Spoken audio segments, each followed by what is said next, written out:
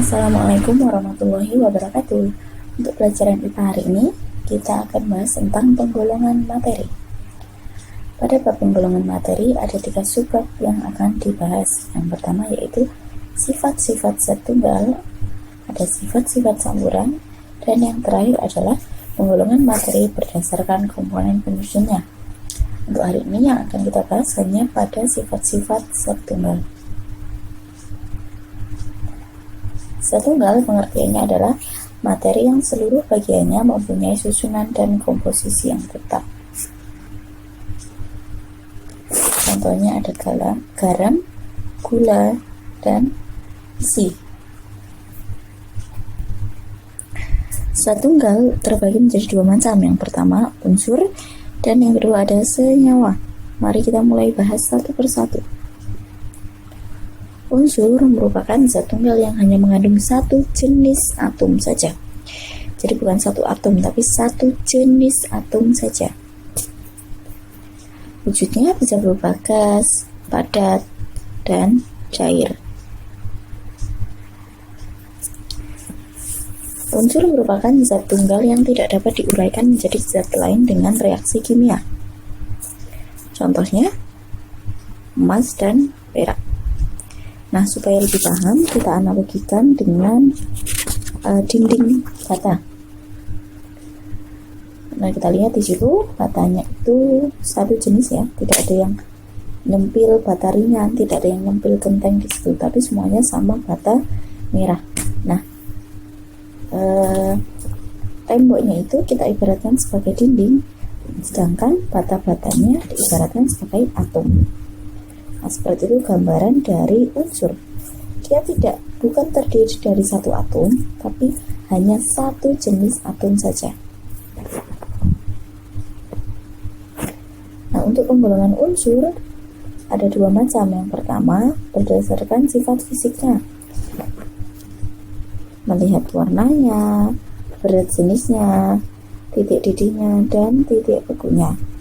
Sedangkan syarat kimianya adalah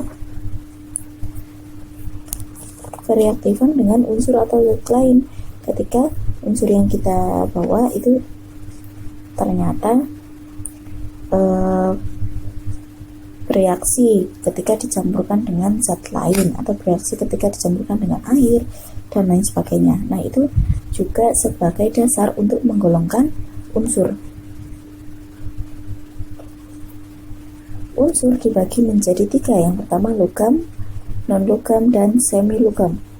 Pada unsur logam contohnya ada emas, perak, aluminium, timah, dan yang terakhir adalah raksa. Khusus untuk raksa, ketika dia di dalam suhu ruang, maka akan berwujud menjadi cair.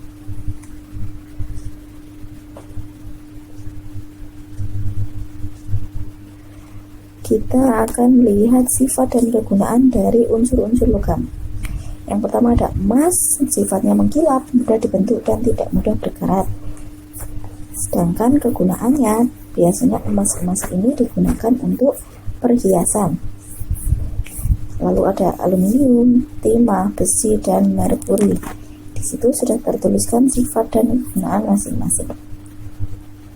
Selanjutnya, unsur non-logam kita akan lihat ada belerang, fosfor, oksigen, hidrogen, dan karbon. Adalah contoh dari sedikit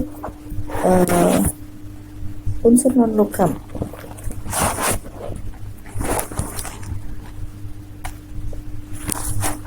Nah, di sini kita melihat kegunaan dari unsur-unsur yang merupakan non-logam. Yang pertama sulfur, itu untuk membuat insektisida. Ada yang tahu apa itu insektisida? Silahkan berikan jawabannya di kolom komentar dengan menyebutkan nama serta jawabannya. Lalu ada hidrogen, ada oksigen, dan ada nitrogen.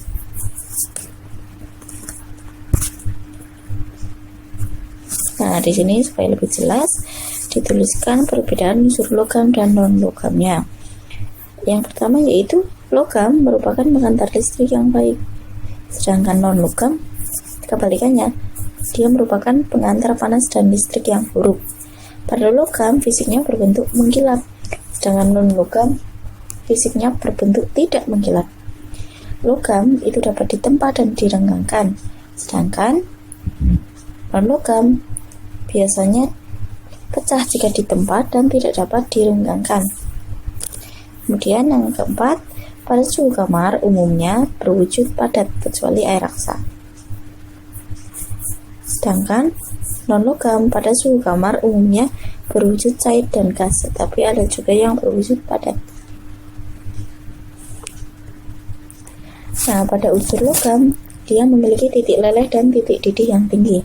Sedangkan pada unsur non-logam, memiliki titik leleh dan titik didih yang rendah. Nah, selanjutnya unsur yang ketiga ada unsur semi-logam. Ada silikon, boron, arsen, dan lain sebagainya.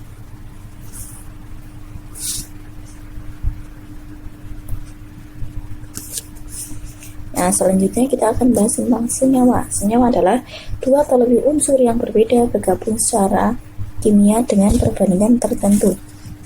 Contohnya ada air, gula, garam, dan karbon dioksida.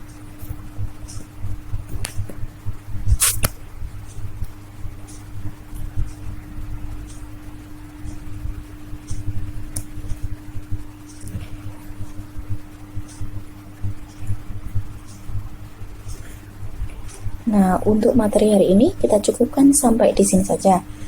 Anak-anak bisa dibaca lagi materinya mulai dari halaman 118 sampai dengan halaman 123. Anak-anak baca lagi, nanti kalau ada yang belum paham silahkan bisa ditanyakan. Nah, sekian untuk materi hari ini. Assalamualaikum warahmatullahi wabarakatuh.